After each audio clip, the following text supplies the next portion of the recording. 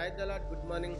ఈ దిన దేవుని వాగ్దానము సామెతల గ్రంథము 2వ అధ్యాయము 10-11 వచనముల ద్వారా ప్రభువైన యేసుక్రీస్తు వారి దినము నీతో వాగ్దానం ద్వారా మాట్లాడుతున్నాను. నీ సహోదరి సహోదరుడు,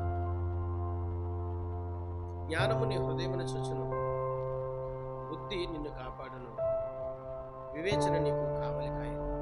అవును, ఈ దినము నీవు అనేకమైన ప్రయత్నాలను చేస్తూ నిన్ను నువ్వు కాపాడుకోవాలని, నీ కుటుంబాన్ని కాపాడుకోవాలని ఈ దినం అనేకమైన ప్రయాసాలు పడుతూ మరి కాపాడుకోలేక అననుకూలమైన పరిస్థితులు ఎదుర్కొంటుండగా ఈ దినం నీతో మాట్లాడు. జ్ఞానము నీ అంతరంగములు ఉంటే అది నీ కాపాడుతుందని, బుద్ధి నీ జ్ఞానములో కలిసి ఉంటే వివేకము కలిగి జీవిస్తావని, కాగుననే వివేచన అనేది నీకు కావలి కాయింది.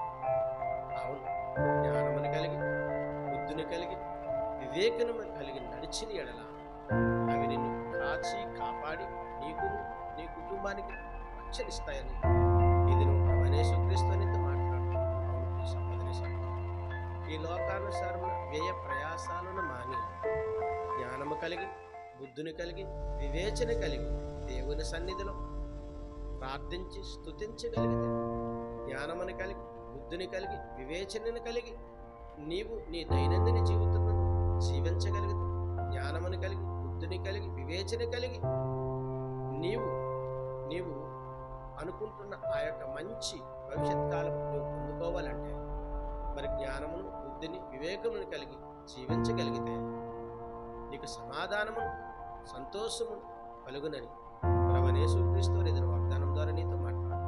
ఆమేన్. ప్రార్థన చేద్దాం. సకల ఆశీర్వచనములకు కారణభూతుడు వెనమ యేసు ప్రభువా, నీ ఘనమైన నామమునకై స్తుతులు స్తోత్రాలు.